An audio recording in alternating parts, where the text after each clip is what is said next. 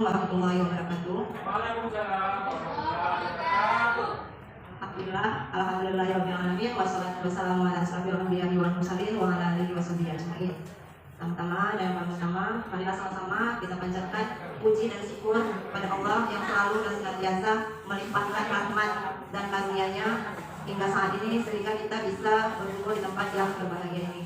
Tak lupa pula salawat beriring salam, marilah sama-sama kita haturkan ke pangkuan Nabi besar Nabi Muhammad SAW yang telah membawa kita dari alam kebodohan ke alam yang penuh dengan ilmu pengetahuan seperti kita rasakan sekarang ini. Sebelumnya saya ucapkan terima kasih kepada Bapak Ibu Guru yang sudah berkenan hadir di ruangan ini. Izinkan saya selama 1 jam ke depan untuk menyampaikan apa yang sudah saya pelajari selama 2 bulan belakangan terkait dengan pendidikan guru penggerak. Nah, sudah semestinya ya kita sama kaum muslim itu berbagi, sharing apa yang sudah kita dapat. Dan nantinya apa yang saya sampaikan tidak bermaksud untuk menggurui Bapak Ibu. Saya tegaskan sekali lagi, apa yang saya sampaikan nantinya tidak bermaksud untuk menggurui Bapak Ibu. Ini hanya sekedar sharing, berbagi pengetahuan yang sudah saya dapatkan, yang nantinya harapan kita bersama dapat memilih tindakan-tindakan apa, kegiatan-kegiatan apa yang bisa kita buat untuk memperbaiki karakter anak murid kita dan juga kemajuan sekolah kita. Nah, adapun yang akan saya sampaikan itu terkait dengan budaya positif. Sebelumnya saya perkenalkan, selama saya mengikuti pendidikan guru penggerak ini dibantu oleh 2 orang tutor.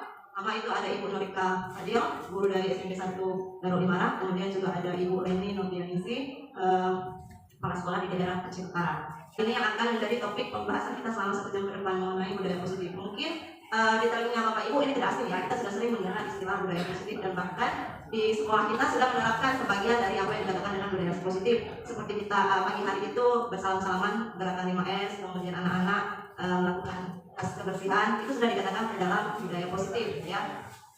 Ternyata untuk bisa budaya positif di dalam suatu lingkungan sekolah itu ada beberapa poin yang harus dipahami oleh semua warga sekolah. Yang pertama itu ada perubahan paradigma belajar, kemudian disiplin positif, kebutuhan dasar, motivasi perilaku manusia, posisi kontrol restitusi, keyakinan dan segitiga Z. Pertama adalah perubahan paradigma belajar. Kita pasti merasakan ya Bapak Ibu semua bagaimana kondisi pada saat status kita masih sebagai pelajar. Tentu berbeda dengan kondisi anak-anak kita saat ini ya.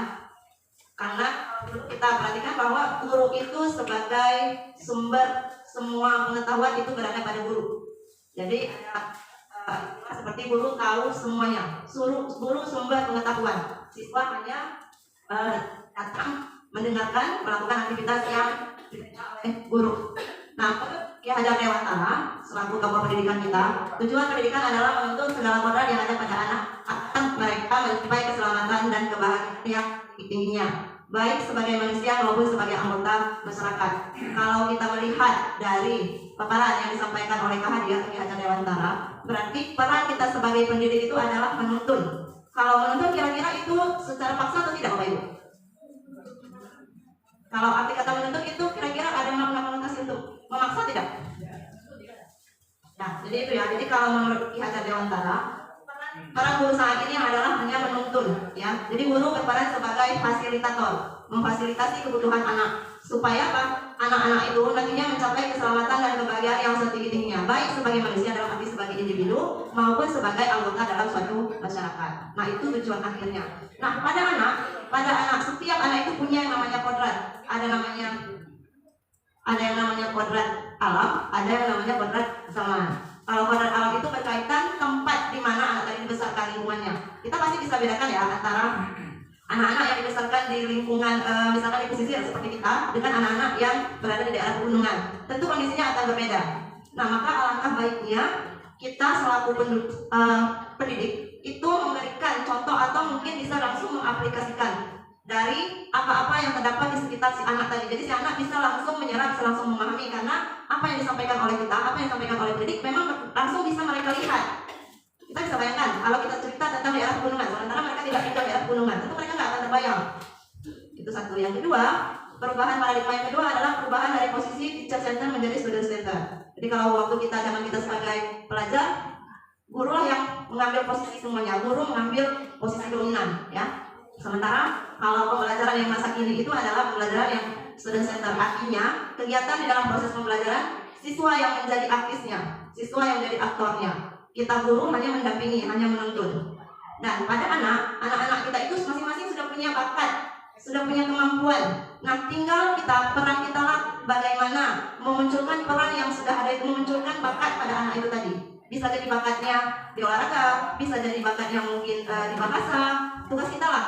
Jadi mungkin kita jangan heran kenapa ada anak yang pintar di olahraga, kenapa anak ada yang pintar di seni. Karena memang masing-masing anak itu unik, masing-masing anak itu punya kemampuan tersendiri. Tugas kita lah yang untuk menebalkan, memunculkan, mengoptimalkan ya, kemampuan yang dimiliki oleh anak tadi. Berikutnya, kalau tadi ada atau perubahan pendekatan belajar, sekarang adalah disiplin positif. Kalau kita berbicara disiplin, kira-kira yang terbayang dalam pikiran Bapak Ibu apa? Mungkin bisa dikasih komen. Waktu ada lagi? Kalau kita berbicara disiplin, itu kira-kira yang terbayang di pikiran Bapak Ibu apa? Peraturan, oke. Ada lagi? Pembiasaan perilaku ya. Kalau budaya kita itu biasanya seseorang atau anak itu dikatakan disiplin apabila dia telah melakukan apa yang kita perintahkan. Maka itu sudah dikatakan anak tadi memiliki sikap disiplin. Tapi kita tidak tahu apakah anak yang datang tepat waktu ke sekolah, terus anak yang selalu mengerjakan tugas, atau anak yang laki-laki datang ke sekolah dengan berpakaian rapi masukkan ke dalam itu mengikuti aturan yang kita buat karena memang kemauannya sendiri atau karena ada faktor luar. Seperti itu ya. Nah, ternyata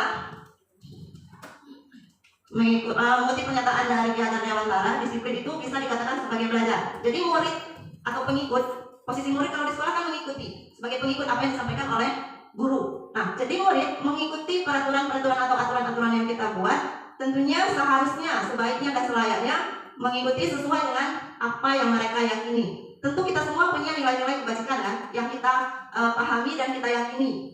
Begitu juga dengan pada anak-anak.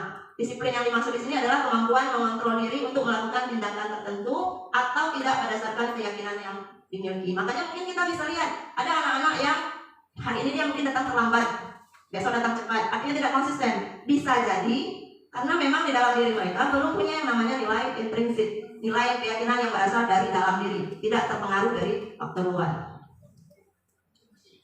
Menurut Ki Hajar Dewantara, di mana ada kemerdekaan, di situ harus ada disiplin yang kuat. Sungguh pun disiplin itu bersifat self disiplin, yaitu kita sendiri yang mewajibkan kita dengan sekeras-kerasnya. Tetapi itu sama saja, sebab kalau kita tidak cakap melakukan self disiplin, wajiblah penguasa lain mendisiplinkan diri kita. Dan peraturan demikian itulah harus ada di dalam suasana yang merdeka. Jadi kalau menurut saya, yang saya pahami, anak-anak itu bisa mendapatkan kemerdekaan dalam belajarnya apabila di dalam dirinya sudah tumbuh yang namanya self disiplinnya. Nah, nilai-nilai kebajikan apa yang diyakini sehingga dia bisa mengikuti peraturan-peraturan atau tata tertib yang berlaku di sebuah sekolah. Yang pertama, saya ambil contoh itu profil pelajar Pancasila, ya. Karena tujuan akhir atau goal dari pendidikan kita saat ini adalah peserta didik memiliki nilai-nilai yang sesuai dengan profil pelajar Pancasila. Nah, ada 6 dimensi. Yang pertama itu adalah beriman, bertakwa kepada Tuhan Yang Maha Esa, dan berakhlak mulia. Yang kedua, berkebinekaan global. Ketiga, bergotong royong. 4, kreatif. 5, bernalar kritis. Dan 6, mandiri. Nah, yang di sebelahnya ini adalah nilai-nilai kebajikan yang bersifat universal. Artinya apa? Nilai-nilai yang diyakini oleh semua orang tanpa dibatasi oleh agama, kepercayaan, suku. Artinya apa? Contoh, misalkan kreatif. Semua orang pasti percaya. Agama apapun pasti percaya. Kalau yang namanya kreatif itu termasuk nilai-nilai kebajikan. Nah, berikutnya adalah 5 kebutuhan dasar manusia. Nah, pada dasarnya kebutuhan dasar manusia itu ada 5. Ada bertahan hidup, kasih sayang dan rasa diterima, kebebasan, kesenangan, penguasaan. Lanjut ya. Nah, bertahan hidup di sini termasuk di dalamnya itu adalah kebutuhan akan makanan, pakaian, tempat tinggal, kemudian kesehatan, kebutuhan biologis itu juga dikategorikan sebagai bertahan hidup, dan ini bersifat fisiologis. Yang 4 lainnya itu dikategorikan, dikelompokkan ke dalam kebutuhan fisiologis ya. Misalkan yang pertama ada kasih sayang dan rasa diterima. Kebutuhan ini kita bisa lihat dari anak-anak yang dia merasa senang apabila berinteraksi dengan orang-orang lain, merasa diterima, kemudian bisa memberikan manfaat dengan kehadirannya. Itu dikatakan sebagai anak-anak yang butuh dengan kasih sayang. Jadi kalau ada anak yang mungkin suka mengganggu orang lain, bisa jadi kebutuhan akan kasih sayangnya yang berkurang. Makanya kita selaku orang tua, selaku guru harus pandai melihat kebutuhan anak-anak yang belum teridentifikasi. Sama halnya kalau kita cerita pasangan juga pasti punya kebutuhan kan? Begitu juga dengan anak murid. Jadi kebutuhan mana yang belum terpenuhi, makanya muncul tindakan-tindakan atau perilaku yang negatif. Kemudian yang ketiga adalah penguasaan.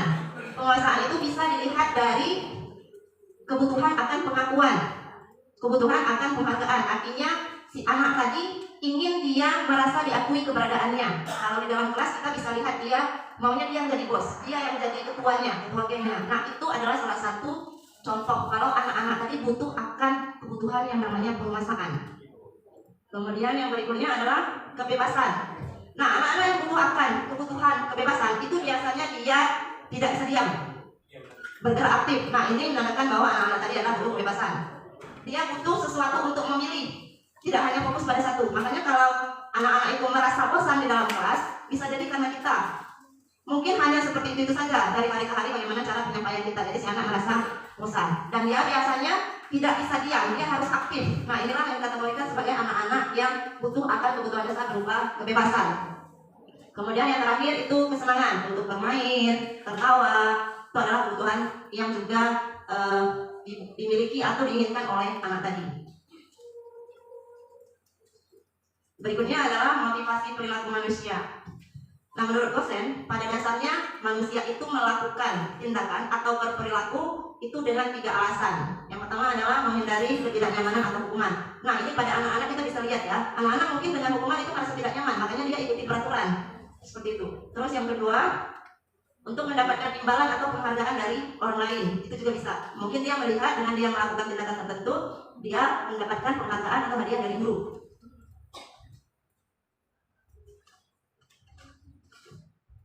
Selanjutnya yang ketiga adalah menjadi orang yang mereka inginkan dan menghargai diri sendiri dengan nilai-nilai mereka percaya. Dari ketiga poin ini, 1 dan 2 itu termasuk ke dalam faktor eksternal atau motivasi eksternal, artinya motivasi yang berasal dari luar. Dalam hal ini adalah bisa jadi kalau di lingkungan sekolah dari guru, ya, untuk menghindari supaya tidak dihukum, merasa tidak nyaman, atau untuk mendapatkan imbalan. Itu kan berarti dari luar, bukan dari dalam diri anak tadi. Sementara yang ketiga, untuk menjadi orang yang mereka inginkan dan menghargai diri sendiri dengan nilai-nilai yang mereka percaya. Nah, kalau anak sudah punya keyakinan yang nomor 3 ini atau motivasi intrinsik, dimanapun dia pasti akan menunjukkan perilaku yang positif sesuai dengan nilai-nilai yang memang mereka yakini. Berikutnya konsep disiplin. Nah, disiplin itu ada 2 kategori. Ada yang dikatakan dengan identitas gagal, ada yang dikatakan dengan identitas sukses. Selama ini, terus terang saya juga menganggap punishment and reward, penghargaan ataupun hukuman, itu termasuk salah satu cara untuk mendisiplinkan anak. Karena dengan hukuman, dengan memberikan penghargaan, anak menunjukkan perilaku yang kita inginkan. Nah ternyata, menurut Alfie dalam bukunya Reward by Punishment, artinya dihukum oleh penghargaan, itu hukuman itu bersifat menyakitkan. Nah hukuman bisa ada nanti berupa verbal, kata-kata, kita mengucapkan kata-kata yang mungkin menyakitkan bagi anak-anak, itu juga dikatakan sebagai hukuman. Kemudian bisa juga dalam bentuk fisik, otomatis itu baik tindakan kasar ataupun tidak, sedikit banyak akan menimbulkan rasa tidak nyaman untuk anak. Kemudian efek lainnya dengan ada punishment itu murid merasa takut. Kemudian dengan penerapan hukuman, otomatis disiplin itu bersifat memaksa anak untuk melakukan sesuatu. Kemudian murid menyembunyikan kesalahan, dan terakhir karena hukum otomatis ada murid-murid tertentu yang memang dia menjadi rendah diri. Sementara dengan penghargaan atau reward itu tidak efektif. Kenapa? Berarti anak melakukan sesuatu, misalkan kita memberikan hadiah karena dia mendapat juara, otomatis secara tidak langsung kita memaksa anak untuk belajar walau tujuannya bagus. Tapi anak akan tergantung dengan reward atau penghargaan yang kita kasih. Artinya dia kalau mau hadiah, mau penghargaan, harus belajar. Kalau nggak, dia nggak dapat. Itu satu. Terus yang kedua, merusak hubungan. Artinya antar sesama anak itu dengan kita memberikan hadiah, anak-anak yang tidak mendapatkan hadiah pasti di dalam hati kecilnya akan, nah kali dia terus yang dapat. Pasti ada muncul rasa ini. Kemudian mematikan kreativitas. Nah ini misalkan seperti ini. Anak-anak yang sudah berbuat sesuatu, kita berikan penghargaan. Dengan kita berikan penghargaan, anak bisa menilai, oh sebegini aja sudah diberikan penghargaan. Jadi tidak ada dalam dirinya untuk mengembangkan, mengeluarkan semua potensi maksimal yang dia miliki. Kenapa? Karena dengan sedikit berbuat dia sudah dapat reward. Ngapain capek-capek berpikir lebih tinggi, mengeluarkan tenaga lebih banyak. Nah itu yang dimaksudkan dengan mematikan kreativitas. Kemudian menghukum dengan sistem ranking. Nah ini kita nggak ada lagi ya, makanya di rapor itu tidak dituliskan lagi ranking dengan pertimbangan seperti itu. Kemudian dengan adanya reward itu merampas hak untuk menghargai dirinya sendiri. Artinya apa? Kita pun perlu penghargaan untuk diri kita sendiri. Kenapa? Dengan motivasi kita sendiri kita bisa kuat. Ya tidak hanya menunggu reward atau penghargaan dari orang lain. Nah kalau tadi konsep disiplin dengan identitas gagal, sekarang konsep disiplin dengan identitas sukses. Nah ada yang dikatakan dengan konsekuensi, ada yang dikatakan dengan restitusi. Kalau konsekuensi itu dia penguatannya berupa jangka pendek, kemudian perlu pemantauan atau monitoring berkelanjutan, dan murid menghormati peraturan. Kalau kita lihat 2 poin di atas itu butuh kerja keras, kemudian yang terakhir itu efek positifnya, murid menghormati peraturan.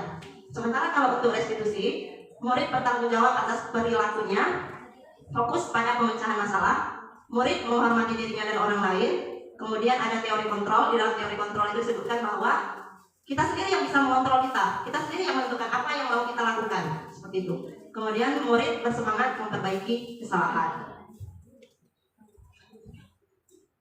Nah berikutnya ada salah satu contoh konsep disiplin yang dikatakan dengan pendekatan restitusi. Restitusi ini merupakan proses menciptakan kondisi bagi murid untuk memperbaiki kesalahan mereka sehingga mereka bisa kembali pada kelompok mereka dengan karakter yang lebih kuat. Ini menurut pendapat dosen pada tahun 2004.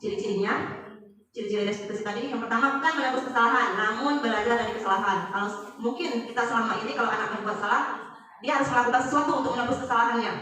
Tapi pada konsep restitusi ini, kita belajar dari kesalahan. Nilai apa yang dilanggar, nilai kebajikan apa yang dilanggar dari kegiatan negatif yang dilakukan si anak tadi. Kemudian yang kedua adalah memperbaiki hubungan. Contoh kalau berkelahi, pasti ada pelaku, ada korban. Nah, dengan adanya pendekatan restitusi ini akan memperbaiki hubungan keduanya, baik si pelaku ataupun yang menjadi korban. Kemudian untuk menuntun melihat ke dalam dirinya, mencari kebutuhan dasar yang mendasari tindakan. Artinya apa? Perilaku yang ditunjukkan si anak itu pada dasarnya tergantung dari tercukupinya, terpenuhinya atau tidak 5 kebutuhan dasar itu tadi. Ya, jadi anak-anak itu berperilaku sesuai dengan kebutuhan dasar mereka yang terpenuhi. Kalau ada yang tidak terpenuhi, maka akan muncul tindakan-tindakan atau perilaku yang menyimpang. Kemudian fokus menguatkan karakter, bukan tindakan. Yang terakhir adalah fokus pada solusi. Jadi kalau ada perilaku yang menyimpang, itu kita akan mencari solusinya dengan menggunakan pendekatan yang disebut dengan restitusi.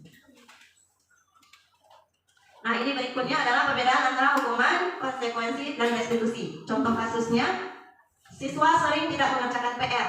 Mungkin kita sering ya mendapat anak-anak yang tidak mengerjakan tugas, padahal berkali-kali sudah disampaikan. Nah ada perbedaan antara hukuman, konsekuensi, dan restitusi. Kalau hukuman, kalau di situ guru menghukum siswa tersebut berdiri di depan kelas selama pembelajaran. Contoh. Kemudian gurunya marah-marah, siswa merasa tidak nyaman, marah, kesal, dan malu. Nah kalau hukuman biasanya itu hanya dari pihak tertentu, murid tidak terlibat dan bersifat spontan atau tiba-tiba. Itu yang dikatakan dengan hukuman. Yang berikutnya ada konsekuensi. Contoh tindakannya, guru memberikan konsekuensi mengerjakan tugas di jam istirahat atau mengerjakan 2 kali lipat.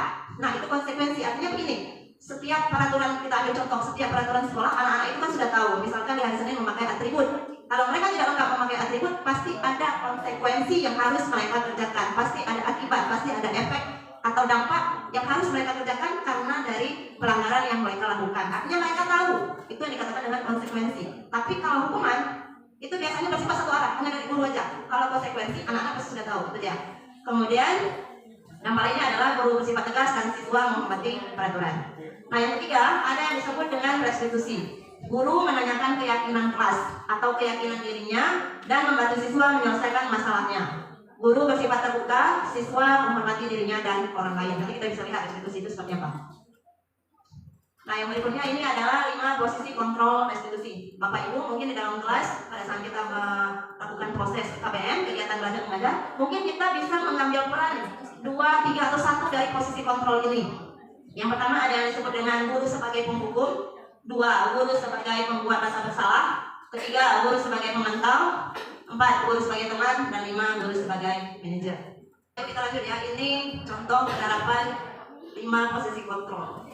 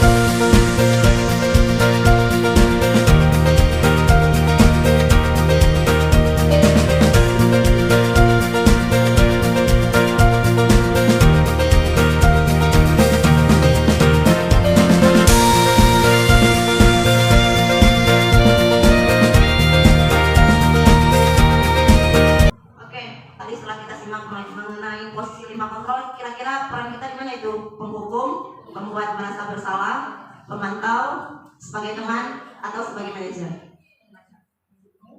Sebagai penghukum. Oke, terima kasih Bu Ratna. Oke, yang berikutnya yang terakhir ini mengenai keyakinan kelas. Ada yang disebut dengan keyakinan kelas, ada yang disebut dengan peraturan kelas. Kira-kira apa bedanya antara keyakinan kelas dengan peraturan kelas? Ada mungkin yang mau memberikan komentar, silakan.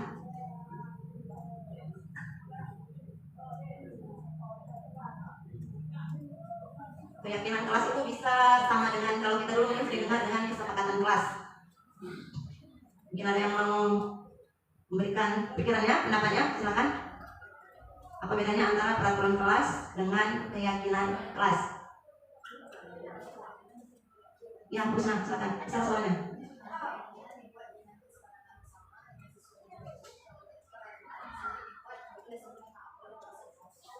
Ya benar ya. Jadi kalau dia dikatakan peraturan kelas itu mungkin hanya pihak tertentu, dalam hal ini guru, kita selalu mendidik ya. Tapi kalau yang dikatakan dengan keyakinan kelas itu kita melibatkan siswa di dalamnya. Ya, contohnya kita bisa tanyakan karena anak-anak itu mau di kelas mereka itu kelas yang seperti apa? Contoh kelas yang bersih, kemudian suasananya nyaman. Nah itu termasuk ke dalam keyakinan kelas. Nah sama halnya kenapa dia harus keyakinan kelas? Sama seperti dua pertanyaan berikut ini. Mengapa kita memiliki aturan untuk memakai helm saat berkendara sepeda motor? Mungkin ada yang menjawab supaya tidak ditangkap polisi. Tapi ada juga yang menjawab karena dia yakin bahwa dengan memakai helm itu salah satu cara dia supaya mendapat keselamatan saat berkendara. Artinya apa? Dia yakin, dia punya nilai intrinsik, dia punya motivasi intrinsik yang sudah tertanam dalam dirinya. Begitu juga dengan pertanyaan yang nomor 2. Oke, berikutnya ini adalah tahap-tahap membuat keyakinan kelas. Yang pertama dibuat dalam kalimat positif. Jadi hindarkan penggunaan kata-kata jangan, tidak, itu bermakna konotasi atau negatif. Kemudian dibuat hanya beberapa poin, karena kalau semakin banyak semakin sulit anak-anak untuk menerapkan di dalam kelas. Jadi buatlah yang mungkin hanya beberapa 3 atau 4, kemudian ditempel besar-besar supaya anak bisa melihat. Kemudian disesuaikan dengan kondisi kelas dan sekolah, itu maksudnya ya, agar yang berikutnya adalah semua anggota kelas terlibat. Jadi dengan semua anggota kelas terlibat, otomatis ketika salah satu siswa membuat pelanggaran, kita bisa tanyakan kembali apa keyakinan kelas yang sudah disepakati. Jadi itu tujuannya ya, sehingga pada akhirnya anak-anak memiliki motivasi intrinsik atau punya nilai-nilai keyakinan yang memang sudah tertanam di dalam diri mereka. Terakhir, pendekatan segitiga restitusi. Nah ini adalah dialog yang dilakukan oleh orang tua, bisa juga kita selaku orang tua, kemudian guru dengan anak sehingga menghasilkan anak yang mandiri dan bertanggung jawab. Untuk langkah-langkahnya itu ada 3 tahap, ada menstabilkan identitas, validasi tindakan yang salah, kemudian menanyakan keyakinan. Kita nonton video sekali lagi.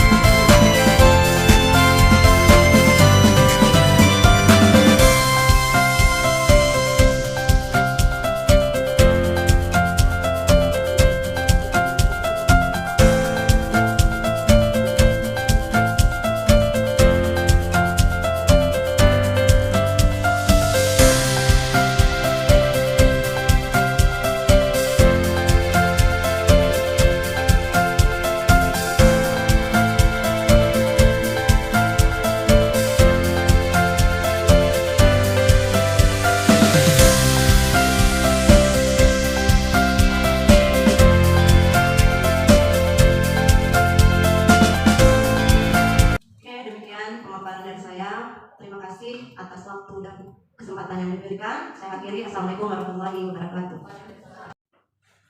Assalamualaikum warahmatullahi wabarakatuh. Saya Kepala SMP Negeri Darussalam yang bernama Irwan Nurdin SAG adalah menyampaikan hasil monitoring apa yang telah dipaparkan oleh Ibu Ilhartuti SSI MSI tadi yang berhubungan dengan program guru penggerak yang beliau ikuti selama ini. Jadi tadi beliau sudah memaparkan tentang program-program ke depan. Jadi hasil pemantauan kita bahwa paparan itu sangat bagus dan sesuai dengan juga program-program yang dilakukan sekolah ini.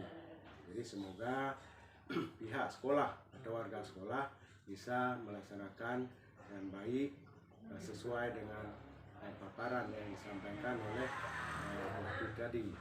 Semoga ini bisa terlaksana dengan baik dan semoga ke depan sekolah ini dengan apa yang disampaikan oleh Bu Ilhartuti tadi bisa menjalankan dengan baik dan semoga sekolah ini menjadi lebih bagus dan lebih baik ke depannya. Jadi saya juga bangga dengan Ilhartuti selaku CGP sekolah saya ini yang sudah banyak berkiprah bekerja keras untuk memajukan sekolah ini melalui program-program dari guru penggerak ini dan juga yang lain yang memberikan tugas beliau juga melaksanakan dengan baik. Saya rasa mungkin itu yang bisa saya sampaikan. Lebih kurang dan maaf. Wabillahi taufiq wal hidayah. Assalamualaikum warahmatullahi wabarakatuh. Assalamualaikum warahmatullahi wabarakatuh. Alhamdulillah tadi kita sudah mendengarkan presentasinya Bu Tuti tentang disiplin positif. Alhamdulillah penyampaiannya sesuai dengan materi, penyampaiannya lugas. Kita bisa memahami disiplin positif itu dengan baik. Semoga kawan-kawan yang lain juga punya pemikiran yang sama dengan saya. Dan semoga apa yang sudah kita dengar tadi bisa kita praktekkan sama-sama di sekolah sehingga semua siswa kita bisa benar-benar menerapkan disiplin positif karena dia meyakini nilai itu baik untuk dirinya, bukan karena dipaksa oleh guru atau sekolah. Oke, demikian. Assalamualaikum warahmatullahi wabarakatuh. Assalamualaikum warahmatullahi wabarakatuh. Dari pemaparan tadi sesuai dengan judulnya budaya positif itu sangat bermanfaat bagi kami guru-guru yang mendengarkan, yang jadi peserta, terutama mengenai tentang disiplin positif. Apalagi tentang tema yang mengajarkan perbedaan hukuman, konsekuensi dan restitusi. Nah, dari situ kami mengetahui bahwa bagaimana cara menerapkan disiplin positif untuk saat ini sangat penting karena menumbuhkan rasa kesadaran bagi siswa-siswi kita bagaimana cara membiasakan perilaku positif di dalam lingkungan sekolah maupun di luar sekolah. Nah, ini menjadi suatu hal atau karya yang luar biasa dan menjadi contoh bagi kita semua untuk menjadi guru dalam menerapkan kebiasaan baik bagi peserta didik. Dan semoga semua pemaparan yang tadi bisa kita terapkan di sekolah kita terutama. Mungkin itu saja. Assalamualaikum warahmatullahi wabarakatuh.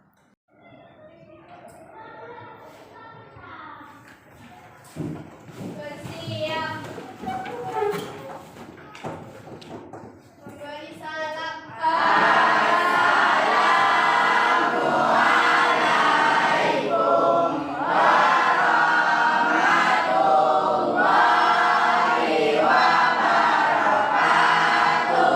Waalaikumsalam warahmatullahi wabarakatuh.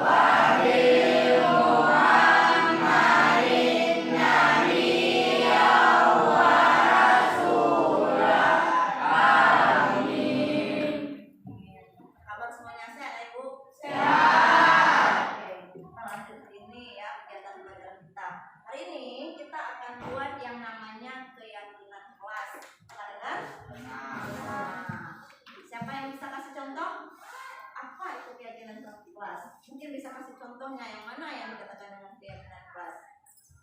Putra?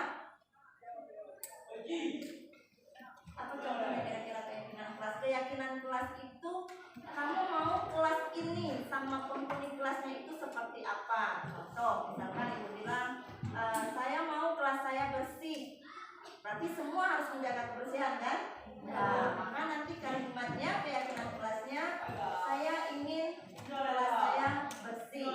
Artinya apa? Keyakinan kelas itu nilai-nilai kebaikan yang kamu ingin dapatkan saat kamu berada di dalam kelas. Bisa dipahami? Contoh nilai kebaikan lainnya apa? Berbicara dengan bahasa yang baik. Oke ya, jadi hari ini kita akan buat keyakinan kelas. Masing-masing bulan nanti akan ibu berikan selembar kertas. Kamu tulis di kertas tersebut, terus nanti kamu tempel secara teratur. Nanti ibu pilih mana yang satu kelompok kita kelompokkan, dan yang didapatkan itulah yang menjadi keyakinan kelas yang akan mulai kita terapkan nanti pembelajaran berikutnya. Setuju? Setuju. Oke.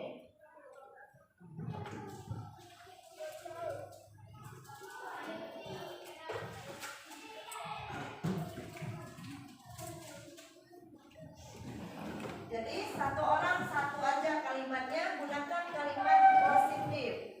Saya ingin kelas saya bersih. Saya menghargai teman saya. Tulis sesuai dengan keinginan kalian. Kalau sudah, boleh ditempel di papan tulis.